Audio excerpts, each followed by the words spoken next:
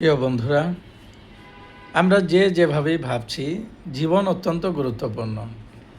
আমরা আজকে যাদের কাছে কষ্ট পাচ্ছি, আমরা আজকে যাদের কাছে প্রতারিত হচ্ছি, আমাদের প্রতি জুলুম করে, অবিচার করে, অন্যায় করে আজকে যারা হাসছেন, আনন্দ করছেন, আমরা যদি শুধু একটু ধৈর্য ধরে থাকতে পারি, আমরা যদি একটু ধৈর্য ধরতে পারি, একটু অপেক্ষা করতে পারি, আল্লাহ বলছেন যে সবুর করো, ধৈর্য ধরো। আজকের যিনি অত্যাচারী, আজকের যিনি জালেম, তিনি যত ভয়ঙ্করী হোক, যত শক্তিশালী হোক, সময় তার চেয়েও বেশি শক্তিশালী, সময় তার চেয়েও বেশি ভয়ঙ্কর।